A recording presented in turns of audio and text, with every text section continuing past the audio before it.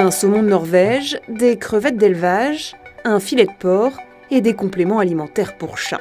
Pour les produire, l'industrie agroalimentaire a eu recours à une farine dont on entend très peu parler.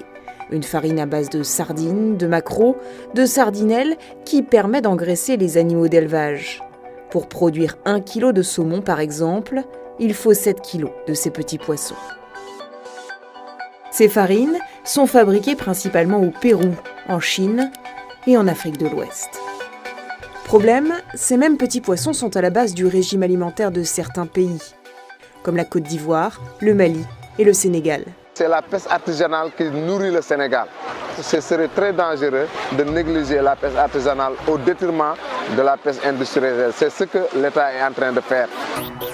Depuis la fin des années 90, d'immenses bateaux ratissent les fonds marins. Des images et des rapports scientifiques prouvent qu'ils enfreignent souvent la loi et déstabilisent les filières de pêche locales. Enquête sur un pillage à grande échelle qui met en péril la sécurité alimentaire de l'Afrique de l'Ouest.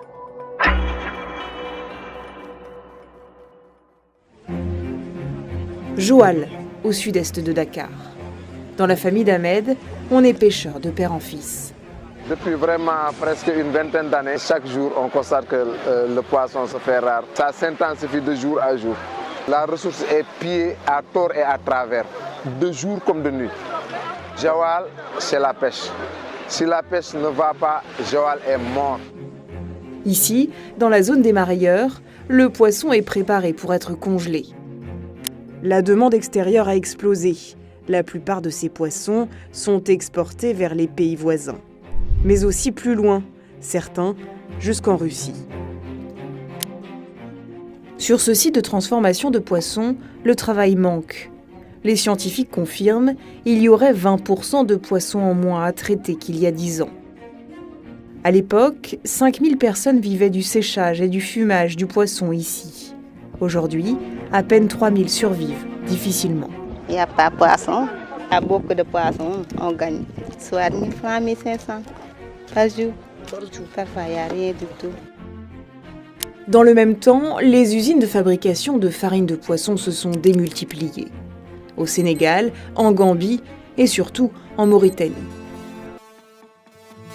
Nous avons suivi ce camion réfrigéré qui s'est approvisionné au port de Joal.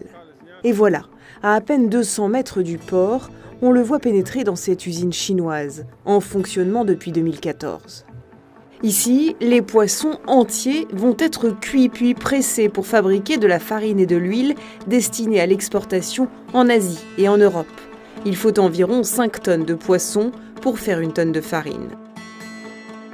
Que ce soit le Mali, le Burkina Faso ou même la Côte d'Ivoire qui avaient l'habitude d'importer du poisson par la route depuis la Mauritanie, depuis le Sénégal, ces pays-là ont pratiquement arrêté de venir avec les camions parce que les pêcheurs préféraient débarquer pour les usines de farine de poisson plutôt que de remplir les camions. Les farines sont principalement exportées vers l'Europe et l'Asie. Les huiles, elles, sont vendues dans l'Union européenne, principalement en France. Les poissons africains y alimentent alors différents business. Le plus gourmand, l'aquaculture, mais aussi la filière porcine, les compléments alimentaires, la volaille et même l'alimentation des chiens et des chats.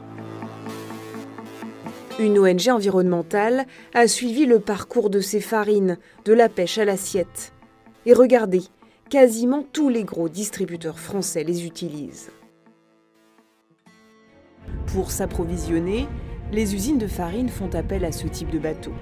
Des senneurs, des navires de pêche industriels capables de capturer massivement tous les poissons de la zone.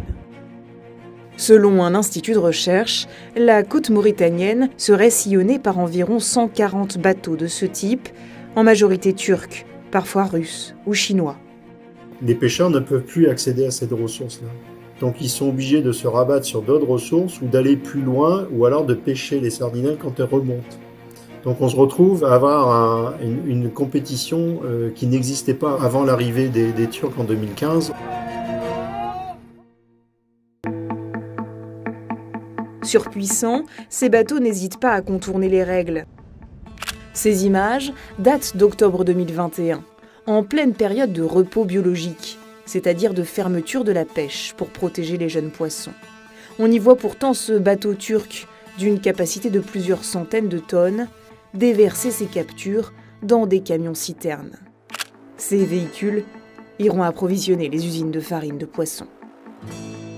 Sur cette photo, des milliers de poissons sont abandonnés à même le sol, une pratique volontaire qui permet d'accélérer la dégradation des poissons et de justifier leur transformation en farine.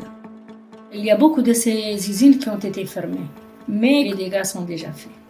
Les usiniers, ils achètent de grosses quantités avec des prix que les Mauritaniens, que les petits commerçants ne peuvent pas offrir. Même problème au Sénégal. Concernant la rareté de poissons, c'est à 90% la surpêche industrielle. Ce n'est pas la pêche artisanale. Si vous partez par exemple en Corée ou bien au Japon, il y a des bateaux qui sont réformés. Ils prennent ces bateaux-là, ils les amènent au Sénégal et les sénégalisent. Une fois sous pavillon sénégalais, ces bateaux étrangers peuvent profiter pleinement des quotas de pêche du pays. Et certains navires vont même plus loin. Le 7 février 2023, l'ONG Greenpeace a identifié un navire-usine russe d'une capacité de 2000 tonnes qui naviguait dans les eaux sénégalaises sans licence de pêche. Sur cette carte, on observe qu'il a été en circulation 2 semaines. Contactés par l'association, les autorités sénégalaises n'ont pas réagi. Une surpêche aux conséquences désastreuses sur la biodiversité marine. Dans ces eaux, le maquereau, le chinchard et l'anchois sont pleinement exploités, c'est-à-dire au maximum des stocks. Les sardinelles et l'éthmalose sont considérées comme surexploitées. Selon une étude, ces 2 espèces les plus consommées ont perdu près d'un 1/5 de leur taille en 60 ans. Et ce sont les Sénégalais qui en subissent les conséquences. Le Sénégalais pauvre, qui n'a que ses 1000 francs ou bien 500 francs pour s'alimenter, ces poissons ne sont plus accessibles. Voilà, c'est pourquoi je le dénonce. Au marché aux poissons de Pikine, commune mitoyenne de Dakar, le kilo de sardinelle s'échange à prix d'or. Il y a 5 ans ou 10 ans en arrière, la caisse de 50 kilos, on l'achetait à 25 000 ou bien maximum 30 000 francs. Ce genre de poisson-là, actuellement, la caisse de 50 kilos, on l'achète jusqu'à 70 000 francs. Il y en a qui n'ont plus accès à ce genre de poisson-là. Les statistiques le confirment. Depuis 2000, le prix de ces poissons, les petits pélagiques, ne cesse de grimper. En 10 ans, au Sénégal, la consommation par habitant a été divisée par 2. Trop rares, trop chers, ces petits poissons ont souvent déserté les assiettes des Africains eux-mêmes. À leur place, les consommateurs se tournent désormais vers une autre espèce, le tilapia, un poisson majoritairement importé de Chine.